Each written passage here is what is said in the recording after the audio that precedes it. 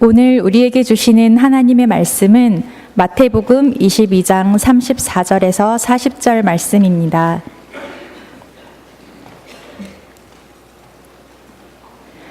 예수께서 사두개인들로 대답할 수 없게 하셨다 함을 바리새인들이 듣고 모였는데 그 중에 한 율법사가 예수를 시험하여 묻되 선생님, 율법 중에서 어느 계명이 크니이까?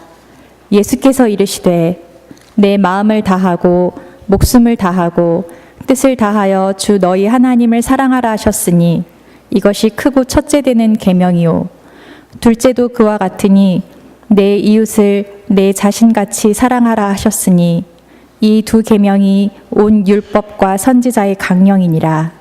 이 말씀은 살아계신 하나님의 말씀입니다. 아멘.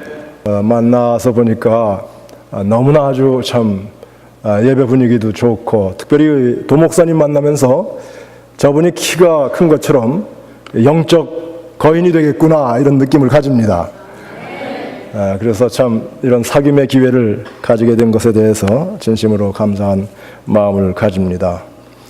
오늘 이 아침에 무슨 말씀을 전해야 되는가 기도하는 심정으로 생각하다가 매주일 듣는 설교, 좋은 설교 많이 들으실 텐데 나는 아주 기본적인 것을 설교해야 되지 않나 이런 생각을 가지게 됐습니다.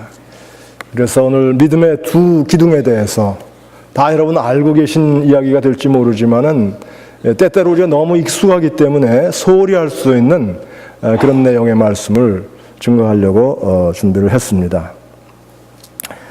요즘 우리 세상에서는 특별히 한국 사회에서 이 기독교회에 대해서 굉장히 따가운 비판의 목소리를 많이 하고 있는 것을 우리가 보게 됩니다. 특별히 그 인터넷에 들어가 보면은 이 교회에 대해서 너무 심하게 참 막말로 조롱을 하는 그런 글들을 우리가 만나보게 되죠.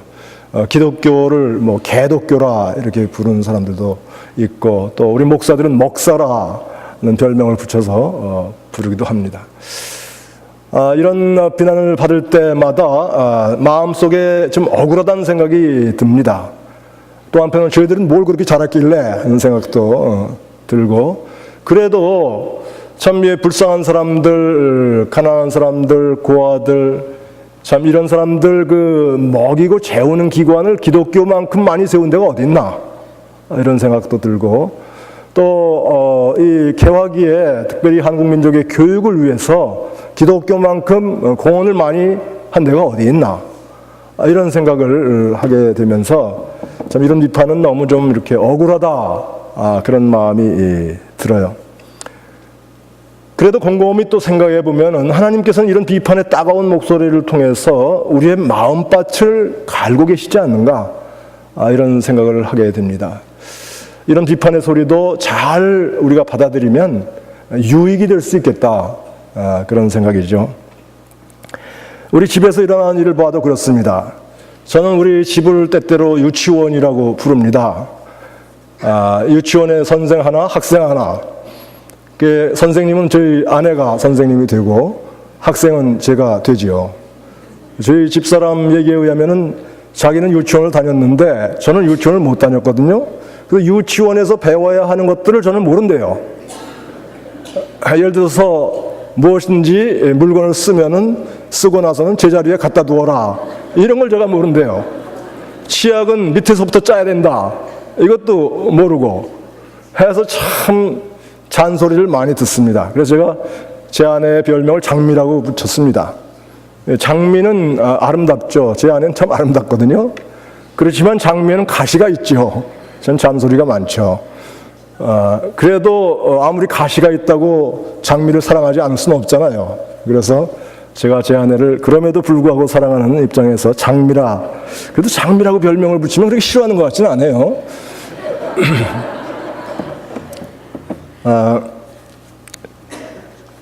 근데 이제 이렇게 따끔한 우리 집사람의 잔소리를 들을 때 좀 화가 나죠. 화가 나고 변명도 해보고 부정도 해보고 당신은 뭘 그렇게 잘했길래 이런 마음으로 이제 대들기도 이제 하지만 돌아서서 곰곰이 생각해 보면 한마디도 틀린 말은 없어요. 곰곰이 생각해 보면은 다 들을 소리가 거기에 있죠. 이렇게 교회도 세상의 비난의 소리를 들을 때에 그것을 부정하거나 무시하거나 화를 내거나 너는 얼마나 잘했길래 이렇게도 얘기해 보지만 사실 곰곰이 생각해 보면은 거기에 무슨 진실이 있을지도 모른다는 생각이 들어요. 그것이 지혜 있는 태도가 아닌가 생각이 듭니다. 사실 우리 자신을 돌아보면, 특별히 오늘의 그 교회 현실을 돌아보면은 비난받아서 마땅한 것이 있죠. 많죠, 사실. 제가 이제 교회 목회를 실제로 한 사람으로서 또 감리사를 거치면서 여러 교회를 돌아본 경험으로 또 특별히 지금 이제 그 서부 지역의 한인 선교 코디네이터로 이렇게 일을 하면서 여러 교회를 이제 방문하게 되고 소리를 듣게 되는데, 참 그 한인교회의 문제 중에 하나는 많은 교회들이 갈등과 분란을 겪고 있다는 거예요. 그런데 그 갈등의 소지가 아주 뭐 중요한 것 가지고 싸우는 게 아니고 대부분 보면은 그냥 넘어갈 수 있는 그것들을 가지고 아주 머리 터지게 싸우는, 그것이 참 안타까운 우리들의 현실이죠. 우리 지역에서도 한 교회가 요즘 아주 큰 갈등과 분란에 섞게 됐는데, 그 물론 다른 이유가 여러 가지가 있지만 애초에 처음에 발단은 이 교회에 마루를 까느냐 카펫을 까느냐 그거 가지고 결국은 싸움이 시작됐더라고요. 그러다 거기에 이제 감정 싸움이 섞이고 그리고 다른 문제들이 다 거기 또 얽히고 그 목사에게 대한 비난이 쏟아지고 또 목사를 옹호하는 사람들이 생겨나고 이러면서 파가 갈렸는데, 결국 그 교회는 마루파가 이기고 카펫파가 결국 나가게 됐죠. 싸워도 좀 이렇게 중요한 거, 정말 생명을 걸 수 있는 그런 것들 가지고 싸우면 좀 덜 안타까운데, 이렇게 사소한 것들 가지고 싸우고 교회가 어려움을 겪는 이것이 너무나 안타까웁니다. 정말 중요한 것이 무엇인가 하는 것을 우리가 잊어버리는 것 같아요.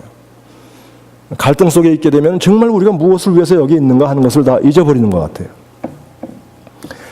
그래서 오늘 저는 여러분과 함께 정말로 우리 생활에 무엇이 중요한가, 우리 신앙생활에 무엇이 중요한가, 만약에 기둥을 비유로 해서 얘기한다면은 무엇이 우리의 신앙생활을 유지하고 지탱하는 그런 중요한 기둥인가, 그것에 대해서 말씀을 드리려고 합니다. 오늘 읽은 성경 본문에 보면은 예수님께서 그 두 가지 기둥에 대해서 이야기를 하고 계시죠. 첫째는 내 마음을 다하고 목숨을 다하고 뜻을 다하여 주 너희 하나님을 사랑하라. 또 두 번째는 이와 같은이라는 그 접속사가 있는데, 그 이와 같은이라는 말은 사실은 이렇게 이야기한다고 두 번째로 중요한 게 아니고 사실 첫 번째와 동등하게 중요한 것이다 하는 뜻을 가졌죠. 이와 같으니 내 이웃을 내 몸과 같이 사랑하라.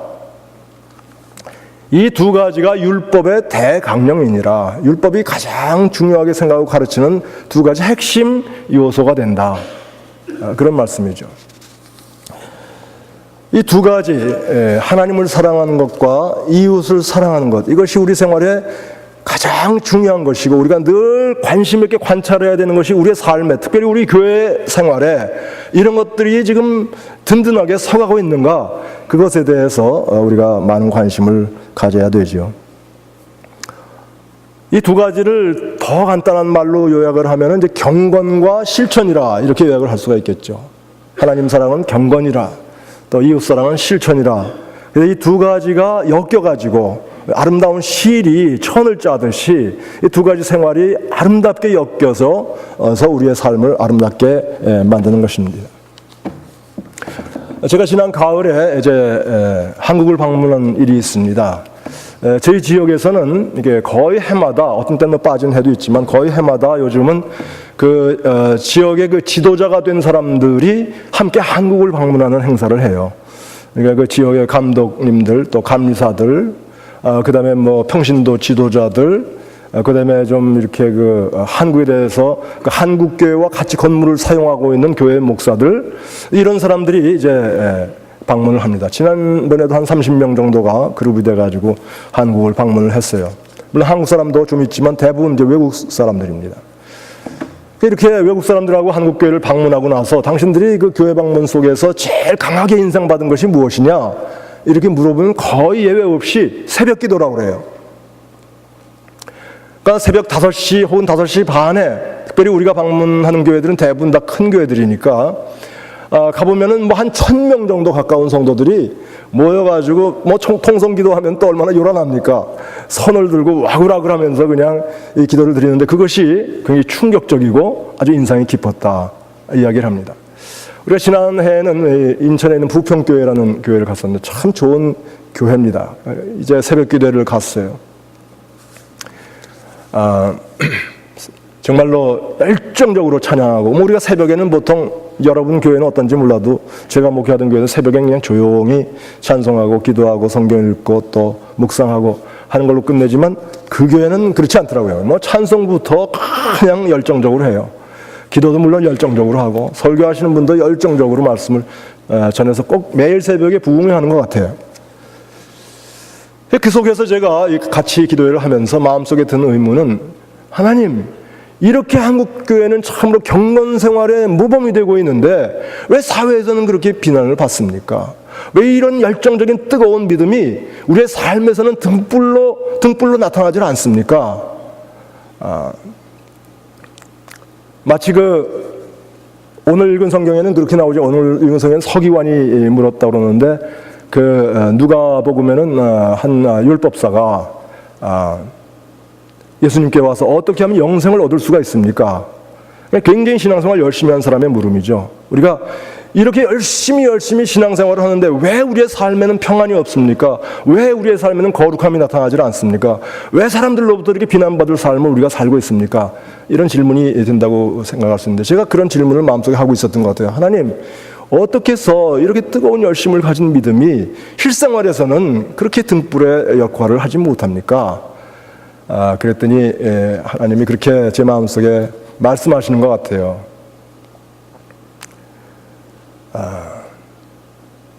경건의 열심 혹은 경건의 모양은 있지만 경건의 능력이 나타나지 않아서 그렇다.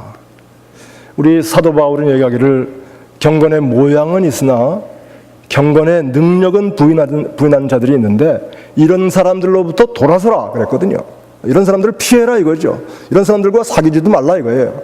근데 바로 내가 경건의 모양은 있지만 우리 경건의 능력은 부인하는 이런 사람이 된 것이 아닌가. 저 자신에 대해서 우선 생각하게 보게 되고 우리 한국 교회의 일반적인 신앙생활에 대해서 질문을 하게 되었습니다. 여러분도 한번 잘 생각해 보시기 바랍니다. 어떻게 하면 영생을 얻을 수가 있습니까? 어떻게 하면 이 신앙생활 하면서 참 신앙생활이 가져다주는 그 약속을 우리가 실현받을 수가 있는가? 내 삶에서 정말로 그런 것들이 일어나기 위해서 무엇이 필요한가 하는 것을 다시 한번 잘 생각해 보고 성령의 말씀을 들을 수 있는 기회가 되기를 간절히 바랍니다. 경건이 뭡니까?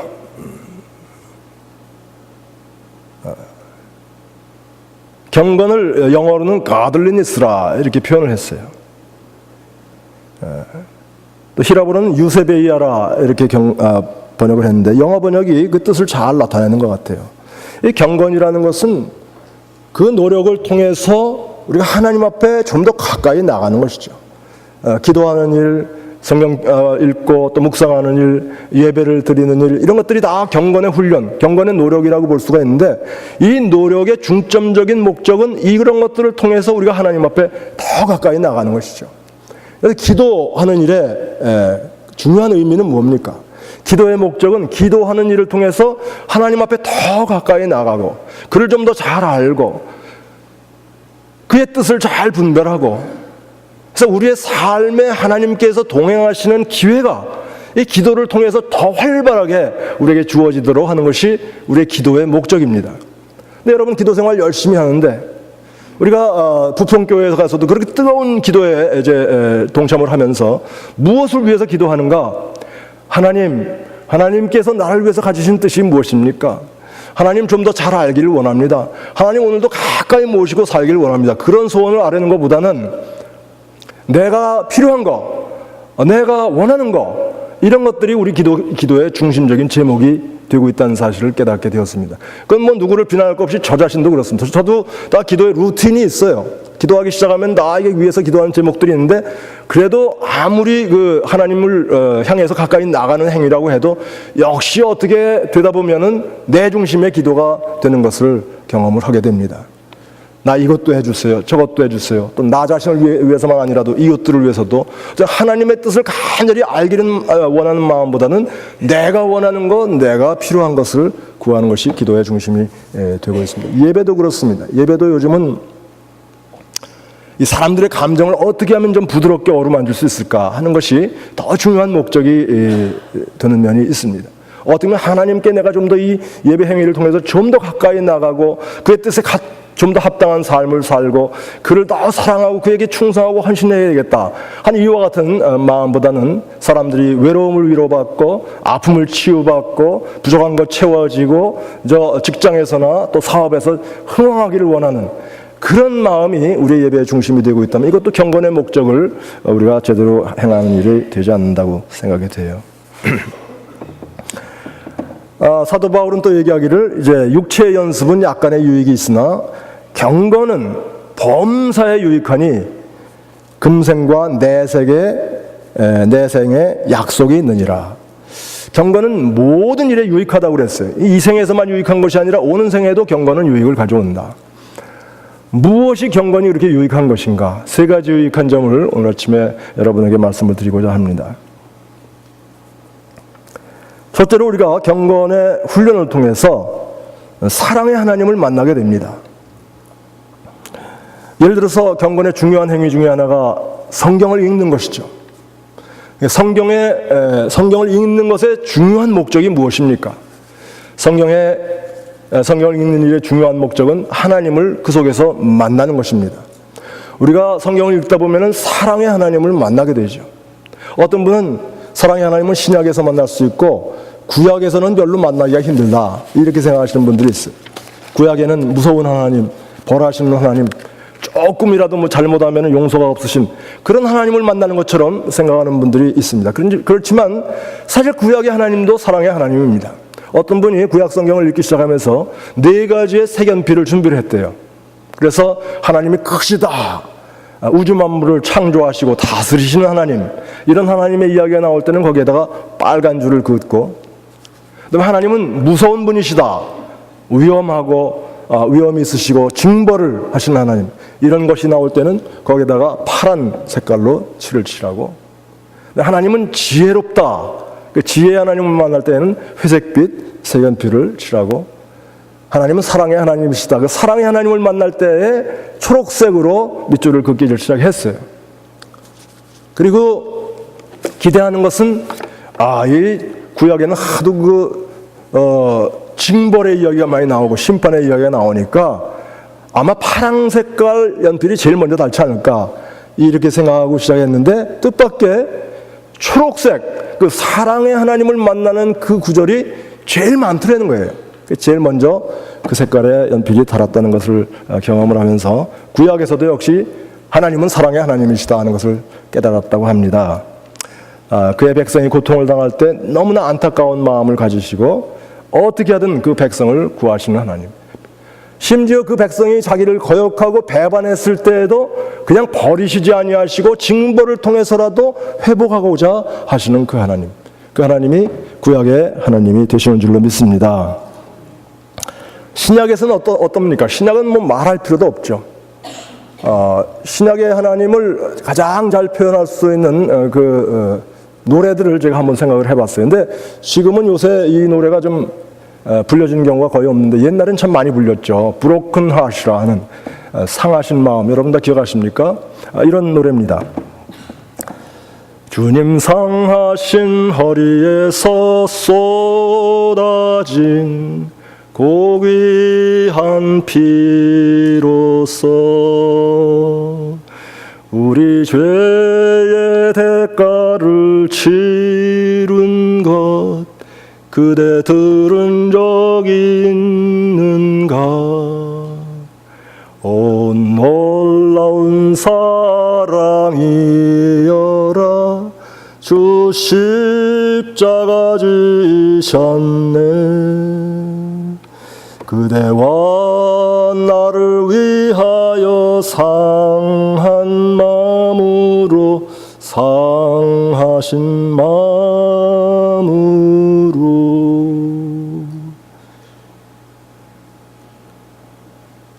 오 놀라운 사랑이여라 주님 십자가 지셨네. 그대와 나를 위하여 상한 마음으로 상하신 마음으로 우리가 하나님에 대해서 묵상하는 동안에 특별히 성경 말씀을 읽는 동안에 우리가 이와 같은 사랑의 하나님을 만나게 되는 것입니다. 그리고 그 사랑을 알게 되면 우리의 삶이 한없이 풍성해진다 하는 약속의 말씀도 성경에는 나와 있습니다. 두 번째, 우리가 경건의 노력을 통해서 얻게 되는 유익 한 가지는 이 경건의 노력 속에서 우리가 용서하시는 하나님의 마음을 만나게 된다 하는 것입니다. 용서하시는 하나님의 마음. 그리고 이 용서하시는 하나님의 마음을 만나면서 우리도 용서할 수 있는 능력을 가지게 된다는 것이죠. 누가복음 7장에 보면은 예수님께서 이와 같은 말씀을 하셨죠. 적게 사함을 받은 자는 적게 사랑한다. 이걸 뒤집어서 이야기하면은 많이 사함을 받은 자는 많이 사랑하게 된다. 이 바리새인의 집을 방문하셨을 때 한 얘기입니다. 어떤 바리새인이 예수님을 초청했어요. 초청은 했지만 그렇게 환영하진 않았죠. 그래서 대개 유대 사람들은 초청하면 손님에게 발짓을 물을 주는 것인데 발짓을 물도 주지 않고 환영의 인사를 입맞춤으로 하는 것인데 입맞춤도 없었고 이런 바리새인의 집에서 예수님께서 식사를 하시게 되었습니다. 옛날에 유대가 오고 밖에서 안을 들여다볼 수 있는 구조였어요. 그래서 지나가는 사람들이 거기서 무슨 일이 벌어지고 있는가 하는 것을 아마 볼 수가 있었던 모양이죠. 그 동네에 죄 많은 여자, 그냥 죄 많은 여자라고 찍혔으니까 사실 소문이 나쁜 여자죠. 그런 여자가 이런 광경을 보고 자기의 집에 가서 향유 같은 옥합을 가지고 와서 예수님의 발 앞에 그 향유를 깨서 붓고 울면서 그 향유를 자기 머리로 닦았다 하는 것이 이제 성경의 내용입니다. 바리새인이 그것을 보고 비난하는 말을 수근수근 했을 때에 예수님께서 적게 사함을 받은 자는 적게 사랑을 한다. 네가 내가 들어올 때에 발씻을 물도 주지 않았고 입맞춤도 하지 않았지만은 이 여자는 용서함을 많이 받은 거로 많은 사랑을 나타내고 있다. 바리새인은 누구고 또 이 여자는 누군가 이런 생각을 해봅니다. 나는 그 둘 중에 어떤 사람에 속하는가? 바리새인은 여러 가지 얘기할 수 있지만 한마디로 얘기하면은 다 자기 공로로 살아가는 사람들이에요. 자기 공로로 살아가는 사람들. 그러니까 예를 들어서 내가 어떻게 좀 잘 됐다. 이렇게 생각하면은 내가 열심히 일하고 능력이 있고 노력을 해서 여기까지 올라왔다. 이렇게 생각하면 바리새인의 기질이 그 안에 있는 것입니다.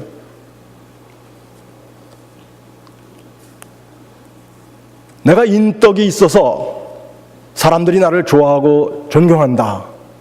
이렇게 생각해도 역시 그 안에는 바리새인의 기질이 있는 것입니다. 이런 사람들은 도대체 누군가에게 빚을 졌다고 생각하기가 힘듭니다.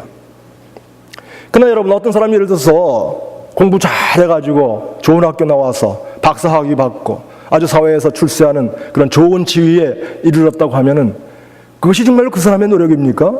물론 그 사람도 노력해야 됐겠지만 그 뒤에 그 사람을 도와주고 희생하는 사람들이 없었던 것입니까? 우리 옛날에 한국에서는 개천에서 용난다고 시골에서 정말로 공부 열심히 해가지고 서울에 와서 좋은 대학 나오고 출세한 사람들이 있었어요. 저도 제 친구들 중에 그런 사람을 아는데 대개 보면은 한 사람이 출세하기 위해서 가족들이 사실 희생을 하는 것이죠.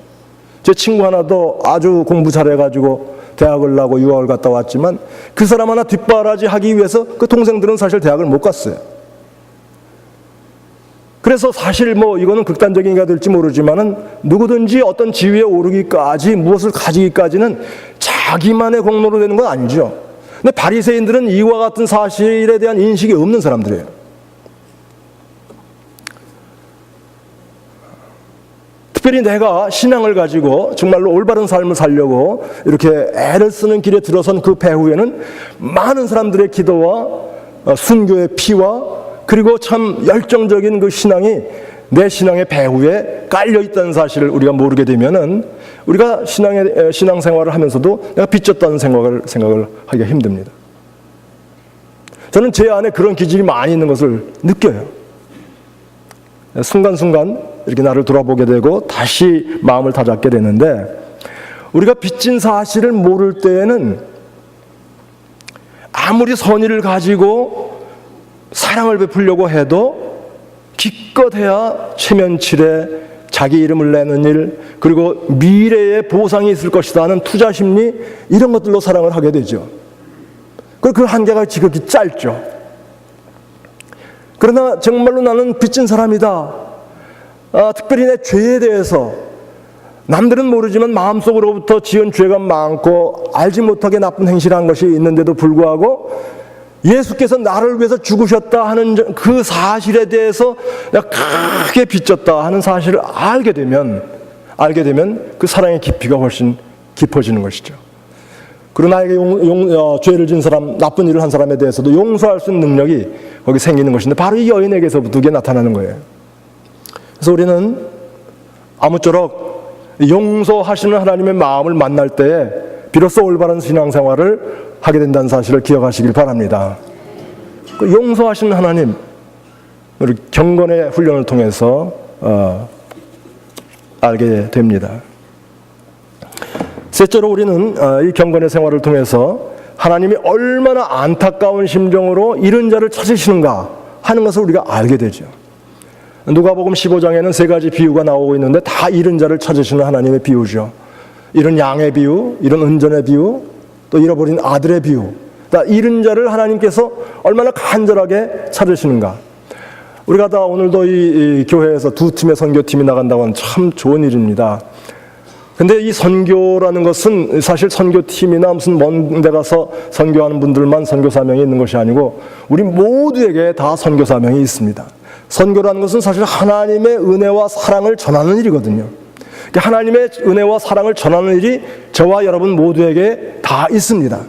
그 선교 사명을 착실하게 수행하며 사는 자에게 하나님께서 놀라운 은혜로 갚아주시고 그 마음의 진정한 평안과 기쁨을 허락하여 주십니다.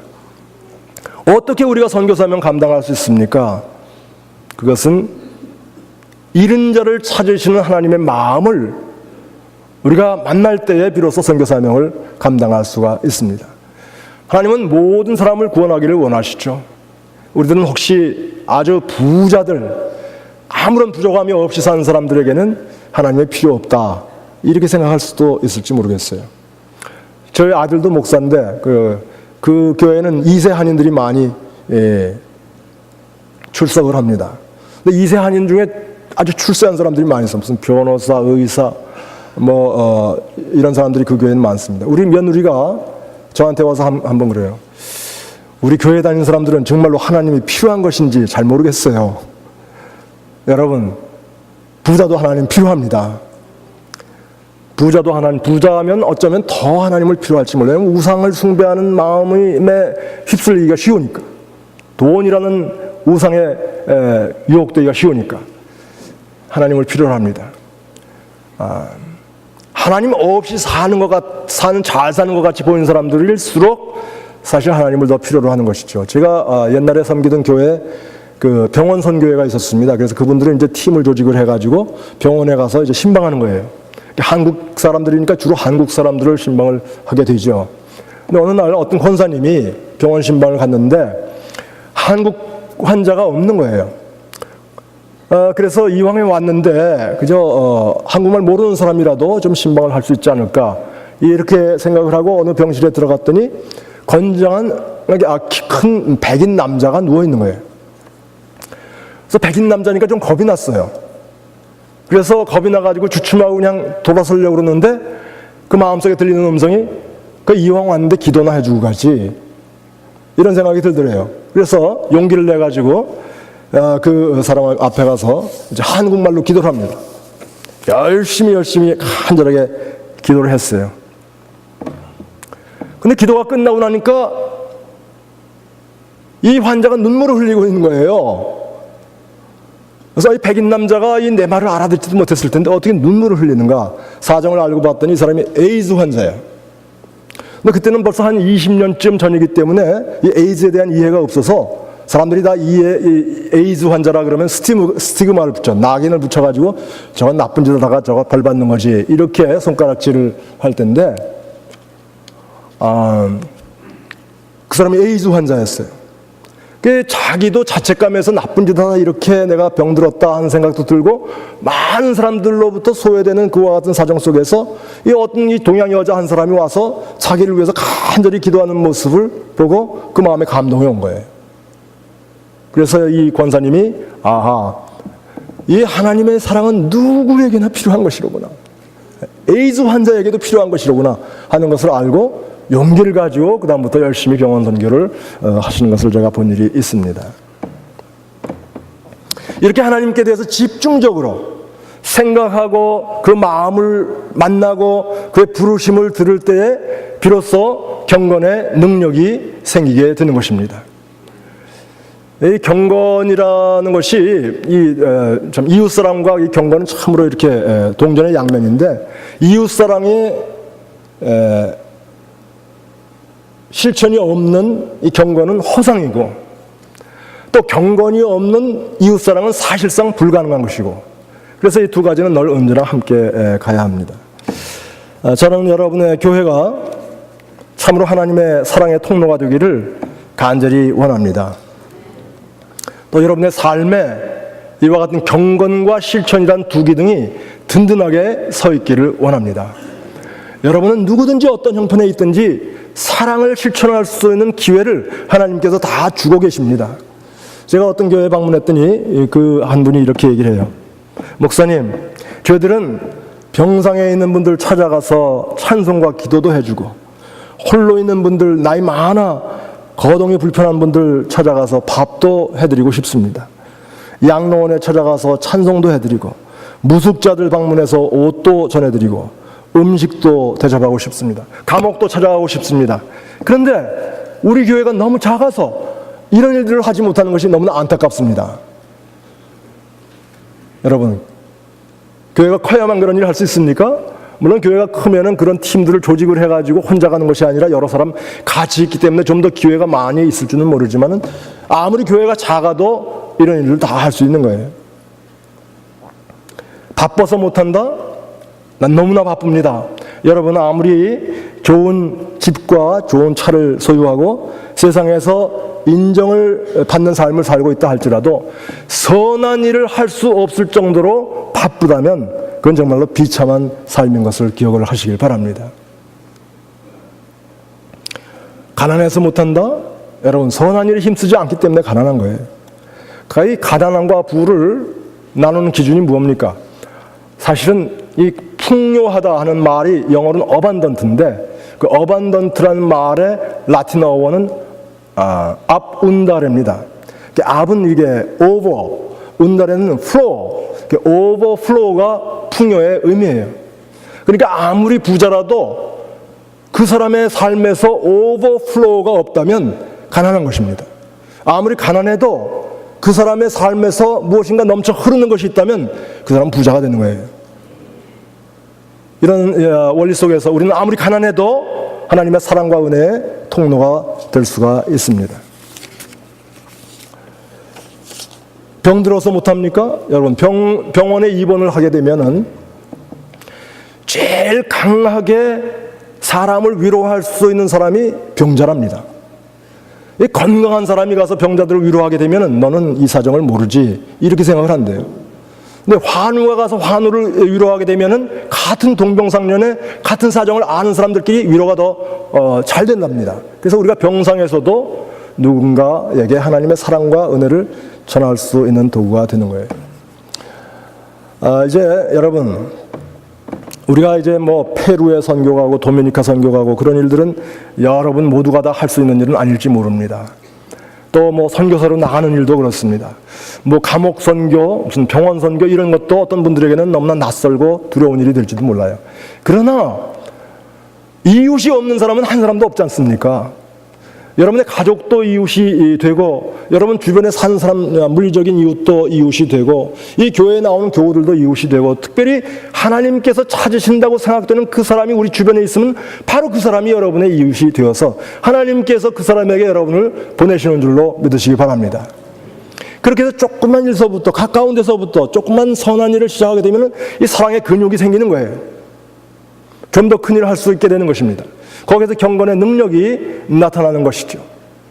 그래서 우리가 이 영생의 기쁨과 영생의 평안을 그런 경건의 두 기둥, 경건과 실천의 두 기둥을 세워가는 중에 우리 누릴 수 있다 하는 사실을 성령께서 이 시간 저를 통해서 여러분에게 말씀하시는 줄로 믿으시기 바랍니다.